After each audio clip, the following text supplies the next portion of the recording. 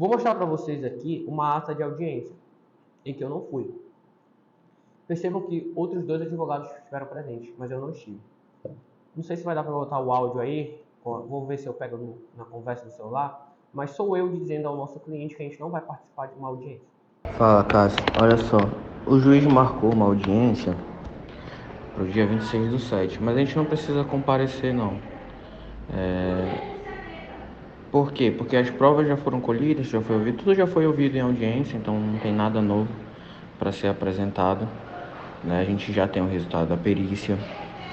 Ele só intima para avisar que vai ter o encerramento da instrução. O que é o encerramento da instrução? Só estou te avisando porque se for procurado por alguns advogados da reclamada com o intuito de tu vai participar da audiência, mas a gente não precisa comparecer, né? Existem atos durante o processo que não precisam ser realizados. Eles têm uma finalidade, mas quando a gente, por exemplo, não tem intenção de conciliar, então não tem por que participar, que seria essa a finalidade desse ato, principalmente. Vou contextualizar para vocês o que aconteceu. A gente teve uma audiência muito difícil, muito difícil. O juiz me interrompia constantemente, não queria aceitar a minha tese, e tudo bem, ele estava basicamente antecipando a sentença ali em audiência. Eu fui lá para produzir a prova que eu tinha que produzir.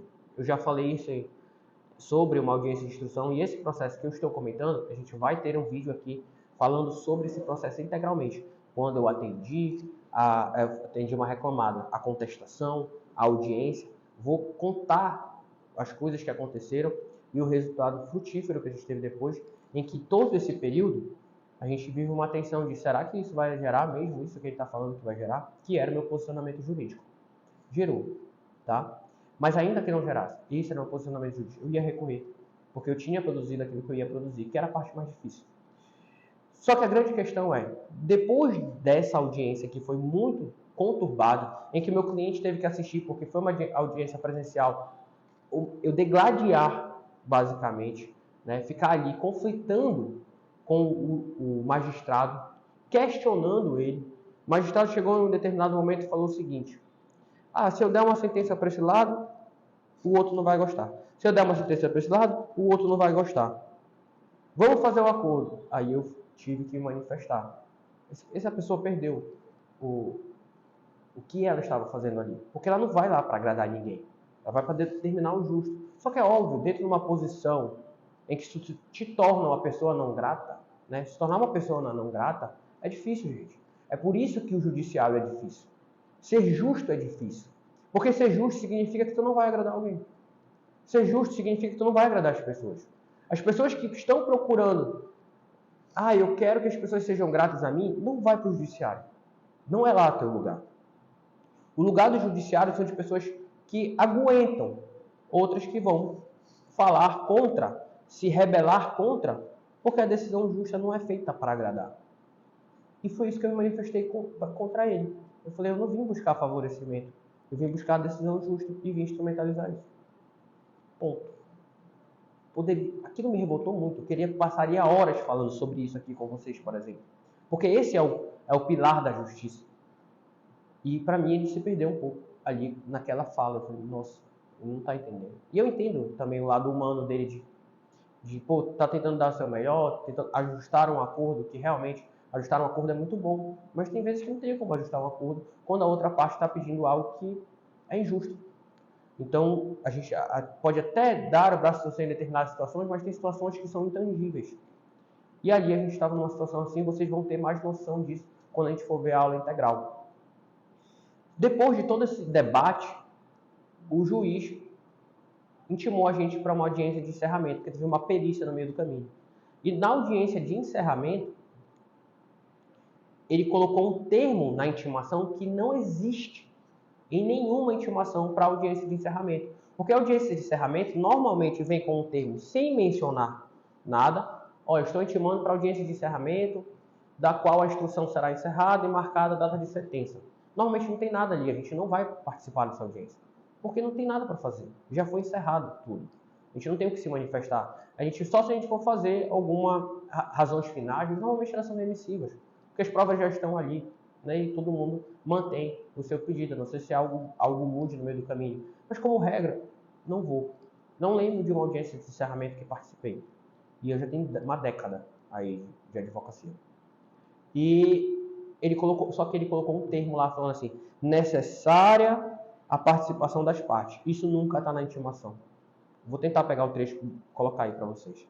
Depois que ele colocou isso, eu pensei, falei, não, eu acabei de falar, isso aqui que a gente está conversando, e eu vou aprofundar mais, eu tinha acabado de falar com uma das minhas sócias, de outra cidade. E aí, eu tinha conversado com ela sobre alguns atos que ela não devia fazer.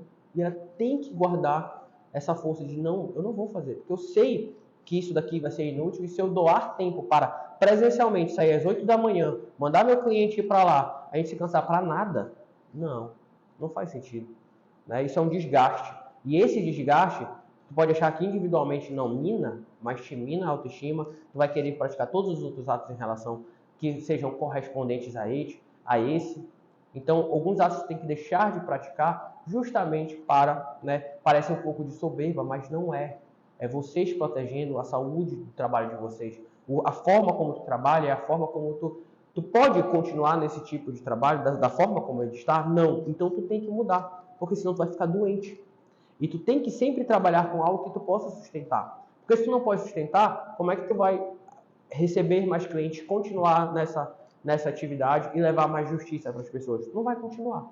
Então, a forma como tu trabalha tem que ser colocado no papel como algo a ser, se deve ser cumprido ou não. E eu mandei o áudio para o meu cliente, vou ver se eu coloco aí para vocês, dizendo que a gente não ia para a audiência. Ele ficou preocupado. Será que isso não vai prejudicar a gente? Eu falei, não, porque não existe previsão legal para punição por ausência numa audiência de encerramento, diferente de uma ausência quando a gente vai fazer a instrução e tem a oitiva. Não tinha mais oitiva, tinha tudo acabado. Então a gente não vai participar. Mas estava escrito necessidade. E por conta disso, eu sabia que os outros advogados iam aparecer. Eles iam lá para a audiência. Por que eles iam? Porque o juiz tinha escrito necessidade. E aí eles iam ficar temerários. Só que se ele me aplicasse uma punição, ia ser uma punição não prevista. Isso ia ser uma violência constitucional. Né? Não pode, sem previsão antecipada, aplicar uma punição. Então, eu decidi não ir. E falei para ele que a gente não ia. E falei que estava avisando só porque os outros advogados que eram empresas solidárias, estavam ali vinculados a esse processo, provavelmente compareceriam e talvez falassem para ele. Eu queria que ele ficasse ciente que eu tinha optado por não ir para a audiência. Só que isso que eu fiz, que eu mostrei, que eu fiz agora para vocês, e não nos prejudicou, poderia me prejudicar em relação a intimamente o juiz dar uma punição aleatória. Se ele fizesse isso, eu ia recorrer. Tá? Se ele fizesse isso, ia ser algo que não foi pela minha ausência, foi por algo em relação a ele que decidiu algo sem embasamento legal, aplicar uma punição que não existia.